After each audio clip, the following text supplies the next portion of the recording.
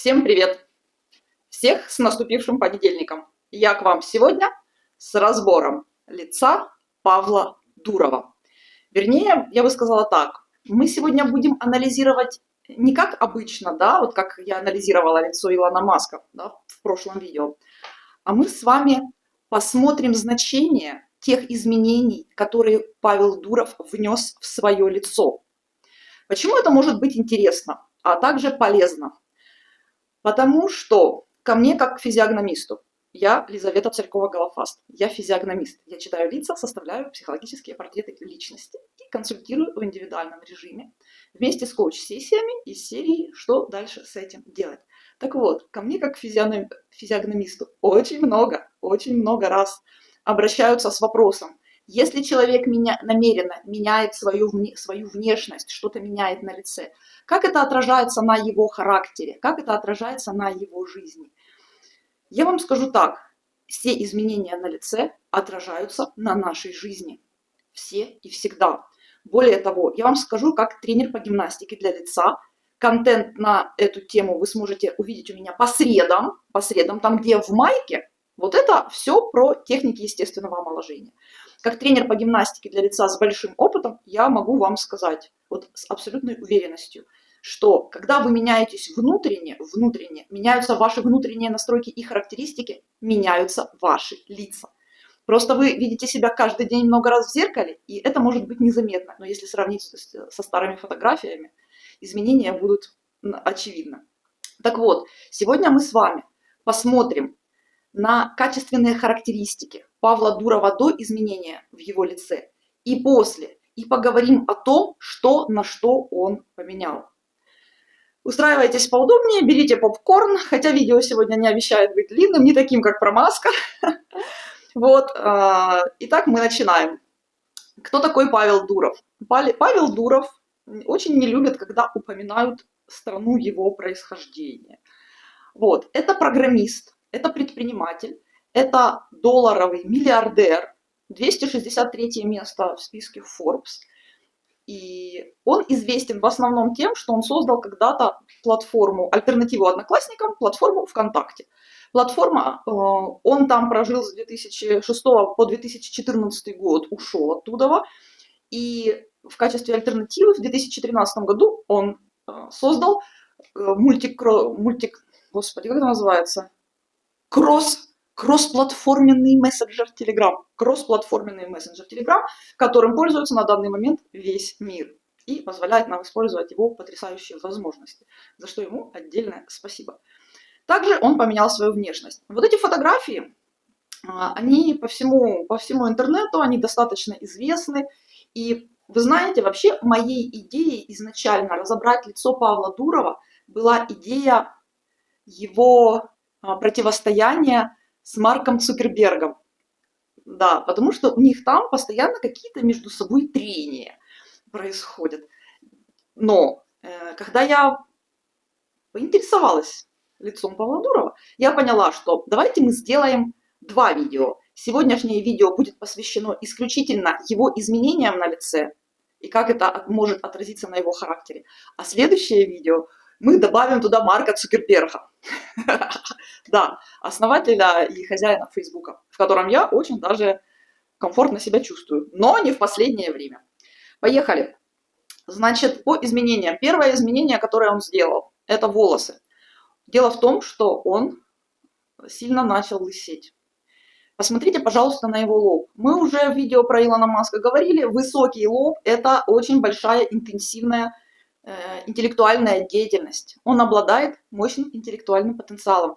Это вы в разборе Маска все это можете увидеть, услышать, но я вам хочу сказать, что эта интенсивная мозговая деятельность приводит к повышенной рационализации и к тому, что волосы из вот этой вот части начинают уходить. Сначала идут залысины обычно, потом уходит центральная часть, и она уходит аж вот сюда вот.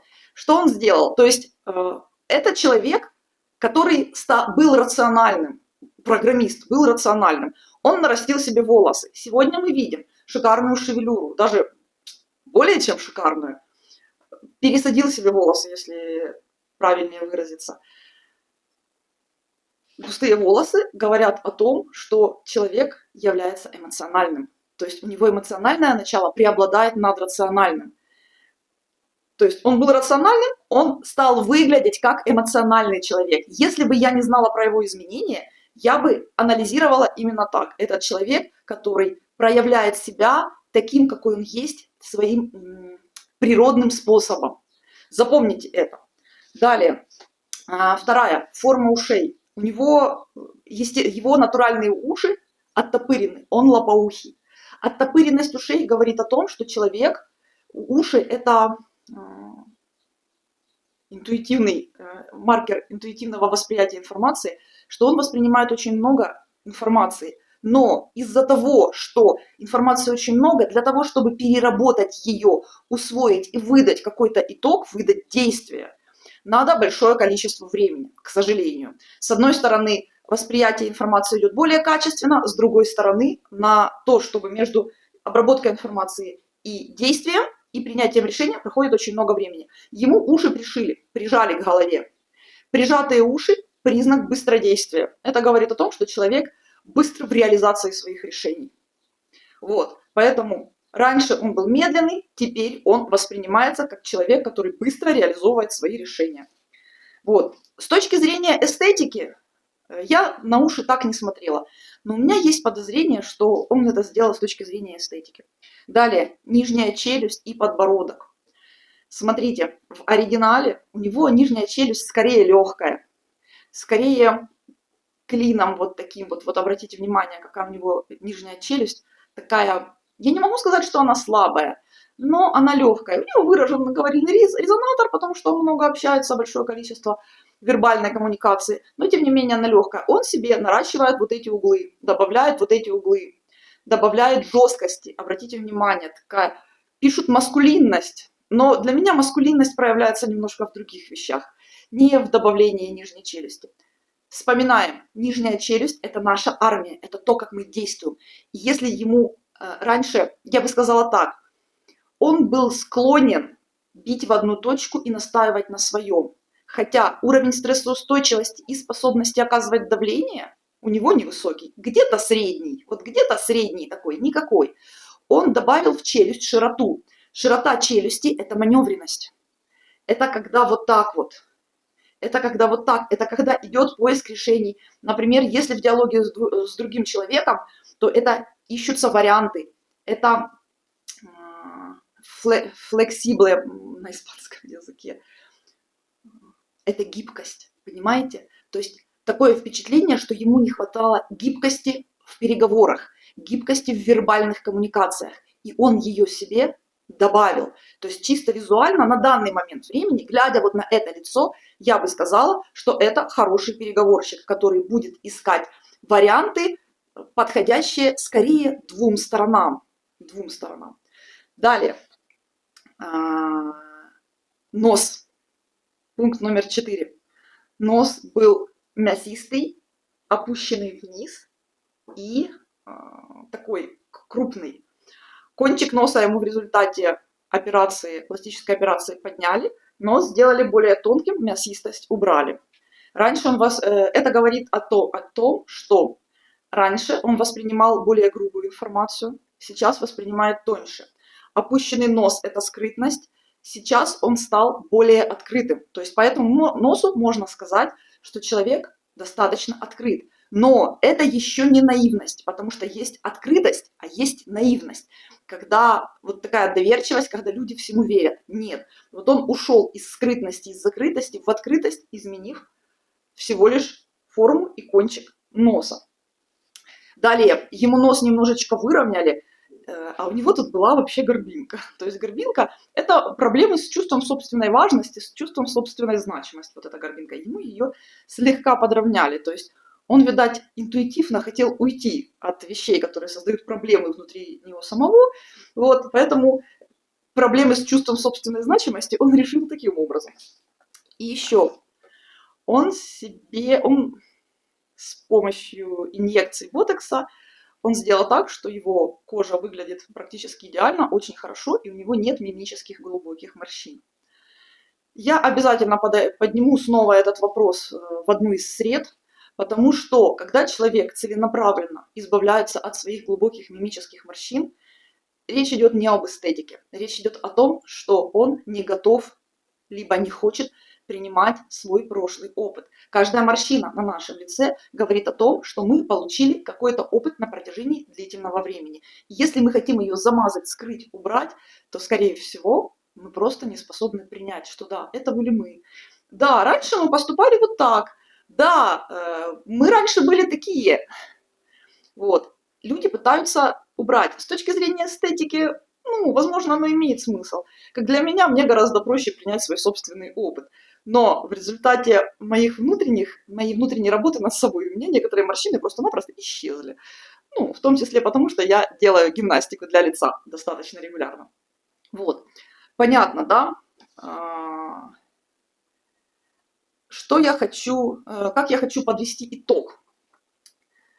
Человек был, да, он был. Средняя степень достигаторства, скорее способный работать над чем-то одним, бить в одну точку. Он был рациональный, он был тугодум, да, потому что между принятием решений и его реализацией проходило много времени, уши. Он был скрытный и зависающий. У него, кстати, вот здесь вот есть, я не могу сказать, что это большой прогиб в переносице, но он там есть, вот эта вот просадочка. Вот. Стал эмоциональным, стал более гибким, более маневренным переговорщиком, стал более открытым и более быстродействующим. Хочу еще добавить к общей картине. Форма его бровей говорит о том, что он был и остался заботливым. Это форма бровей заботливого человека. То есть он склонен заботиться о других, но у него там есть маленькие отметочки о том, что он доволен собой. Он доволен собой, у него хорошая самооценка, достаточно высокая. Ну как, достаточно высокая. Я бы сказала, что она у него нормальная, но она у него есть. То есть он не думает про себя плохо, он думает о том, что он молодец, несмотря на то, что он там в рейтинге потерял, и в деньгах его состояние тоже значительно ухудшилось. Вот. Далее. Про высокий лоб мы уже сказали, это очень мощный интеллектуальный потенциал, а еще у него развитые губы. Губы, кстати, он тоже себе умудрился не испортить, губы у него сохранились. Развитые губы ему позволяют чувствовать атмосферу, чувствовать ситуацию, чувствовать, куда надо идти. Он программист, он должен делать что-то, что принесет прибыль, что будет полезно людям, потому что он заботящийся, да? И как мы видим по челюсти, он маневренный. Вот. Такая вот у нас складывается картина в отношении изменений на лице Павла Дурова. Честно говоря, я не знаю, поменялся ли на самом деле его характер, как он начал вести себя в обычной жизни. То есть он продолжает идти путем, каким, ну, вернее, я бы сказала так, в нем все еще проявляются характеристики, которые он исправил, или уже начали появляться характеристики, которые он привнес в свой образ через свою внешность. Потому что восприятие человека тоже играет очень большую роль. Конечно, это останется для нас всех загадкой. Мы не узнаем. Мы не узнаем. Только очень близкие к нему люди могут сказать, что в нем, возможно, произошли изменения, и могут сказать, какие именно. Здесь, в этом видео, мы всего лишь рассмотрели с вами то, что было дано ему от природы, и то, к чему вот он себя привел операционным путем. Вы знаете, я много раз размышляла над тем, почему люди меняют свою внешность, с какой целью и что именно вот в лице. И я пришла к выводу, что зачастую, если мы не говорим о накалывании губ как следование моде, зачастую это делается интуитивно. То есть человек чувствует, что что-то вот не так, что ему чего-то не хватает. И он начинает с помощью изменения внешних факторов пытаться влиять на то, что у него будет внутри. Но есть, опять-таки, много примеров, много наблюдений, которые говорят, что да, вы меняете себе внешность, меняется ваша жизнь. Но, во-первых, она меняется не резко, то есть не надо ждать. Вчера была белая, сегодня черная. А во-вторых, когда вы не знаете, какую именно характеристику вы меняете, да, в какую сторону, вы не можете понять, что же все-таки произошло, что же все-таки случилось. Поэтому я продолжаю настаивать на том, что мы обязаны просто изучать себя, знать свои сильные, слабые стороны.